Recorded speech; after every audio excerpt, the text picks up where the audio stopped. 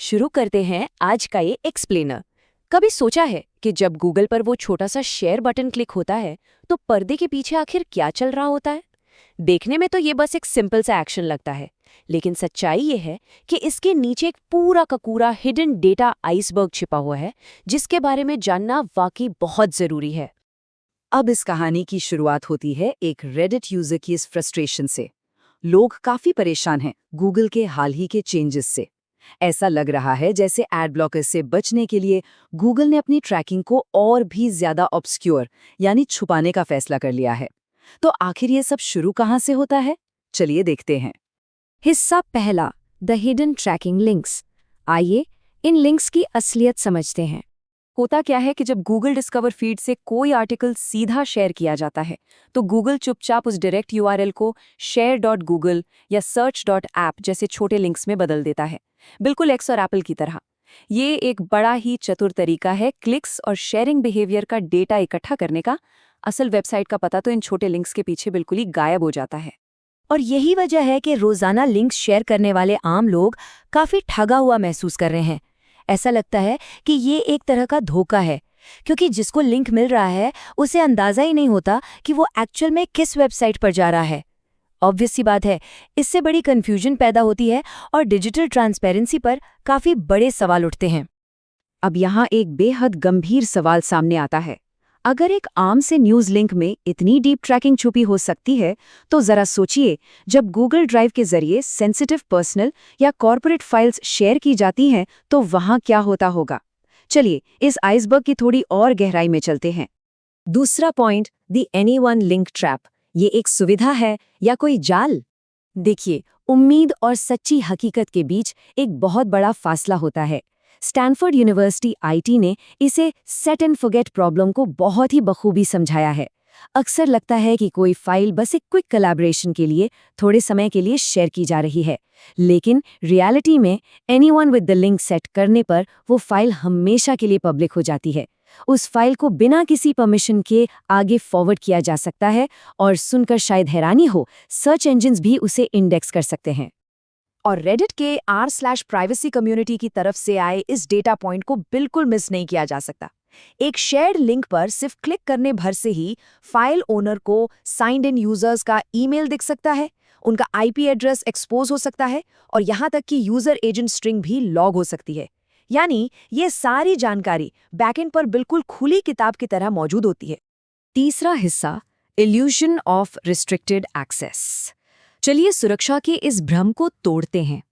अगर हम Google drive के इन फंडामेंटल परमिशन लेवल्स पर गौर करें तो सबसे ज्यादा ध्यान खींचने वाली बात यह है कि व्यूअर और कमेंटर रोल्स में भी बाय डिफ़ॉल्ट फाइल डाउनलोड करने की परमिशन ऑन होती है। इसका सीधा सा मतलब है कि जब तक इसे कंप्लीटली मैनुअल तरीके से बंद ना किया जाए तब तक रिस्ट्रिक्टेड एक्सेस का दावा बस एक दावा ही रह जाता है। लॉक लिजर्ड की ये फाइंडिंग सच में आंखें खोलने वाली हैं। गूगल ड्राइव, जिसे रिस्ट्रिक्टेड एक्सेस कहता है, जहां कॉपी और प्रिंट को डिसेबल किया जाता है, वो असल में वेब ब्राउज़र की जावास्क्रिप्ट पर निर्भर करता है। और टेक्निकली देखा जाए तो ब्राउज़र की जावास्क्रिप्ट कोई बेहद सिक्योर एनवायरनमेंट तो है नहीं जिसे बाईपास करना मुश्किल हो। और इसका सीधा सा असर ये होता है कि इन सिक्योरिटी लूपहोल्स का आसानी से फ़ायदा उठाया जा सकता है। जैसे कि हाई क्वालिटी स्क्रीनशॉट्स लेना बेहद आसान है, ब्राउज़र के डेवलपर टूल्स से इन जावास्क्रिप्ट रिस्ट्रिक्शंस को हटाया जा सकता है, रिस्ट्रिक्टेड फाइल्स की कंप्लीटली अनप्रोटेक्टेड कॉपीज़ बनाई जा सकती हैं, और सबसे आम बात, लॉगिन क्रेडेंशियल्स को दूसरे लोगों के साथ आराम से शेयर किया जा सकता है। चौथा मुद्दा, एक्सपोजिंग द शेयरर। अब देखते हैं कि इस सब में असल खतरे में कौन है। सबसे ज्यादा ध्यान देने वाली बात यह है कि जब कोई फाइल लिंक परमानेंटली पब्लिक कर दिया जाता है तो उस फाइल को बनाने और शेयर करने वाले का असली नाम और ईमेल आईडी हमेशा हमेशा के लिए उस फाइल के साथ जुड़ जाते हैं। जो कोई भी उस फाइल को इंटरनेट पर ओपन करेगा वो उस शेयरर की पर्सनल आइडेंटिटी बिल्कुल साफ साफ देख पाएगा। तो यहाँ ये पूरा खेल काफ़ी अजीब हो जाता है। फाइल ओनर की आइडेंटिटी तो सबके सामने बिल्कुल खुली होती है, लेकिन जो लोग फाइल देख रहे होते हैं बिना लॉगिन किए, वो गूगल ड्राइव में एनोनिमस एनिमल्स बनकर पूरी तरह से छुपे रहते हैं।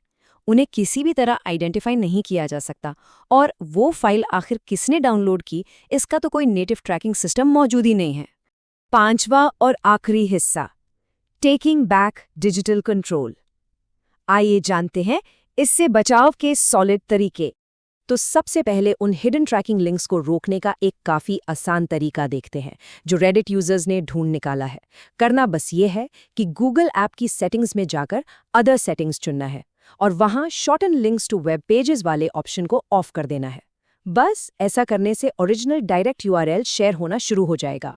और गूगल ड्राइव की पुरानी फाइल्स को सिक्योर कैसे करें, इसके लिए स्टैनफोर्ड यूनिवर्सिटी एक काफ़ी अहम प्रोसीजर रेकमेंड करती है। ड्राइव के सर्च बार में पीपल फिल्टर का इस्तेमाल करके सिर्फ एनीवन विद द लिंक वाली फाइल्स को आसानी से ढूंढा जा सकता है। एक बार वो फाइल्स मिल जाएं तो उनका एक्सेस तुरंत रिस्ट्रिक्टेड पर अपडेट कर देना चाहिए, ताकि उन्हें और ज़्यादा एक्सपोज होने से रोका जा सके। लेकिन अगर किसी को सच में बेहद सेंसिटिव कॉर्पोरेट डॉक्यूमेंट्स शेयर करने ही हो, तो सच बताएं, गूगल ड्राइव अकेला काफ़ी नहीं है। यहाँ ऑरेंज डॉक्स और लॉक लिजर्ड जैसे वर्चुअल डेटा रूम्स और DRM सॉफ्टवेयर पिक्चर में आते हैं। क्यों? क्योंकि ये टूल्स डिवाइस लॉक्ड एक्सेस देते हैं, हर एक पेज का व्यू ट्रैक करते हैं, स्क्रीनशॉट्स ब्लॉक करते हैं और डाउनलोडिंग को एकदम स्ट्रिक्ट तरीके से रोकते हैं। असली डॉक्यूमेंट सिक्योरिटी इसी को कहते हैं। तो इस एक्सप्लेनर के अंत में एक बेहद ज़रूरी और सोचने पर मजबूर करने वाला सवाल सामने आता है। अगर इन फ्री सुविधाओं के बदले में हमारा अपने ही डेटा पर से कंट्रोल छिन जाता है, तो क्या एक फ्री इकोसिस्टम में सच्ची डिजिटल प्राइवेसी कभी भी संभव है? ज़रूर सोचिए इस बारे में।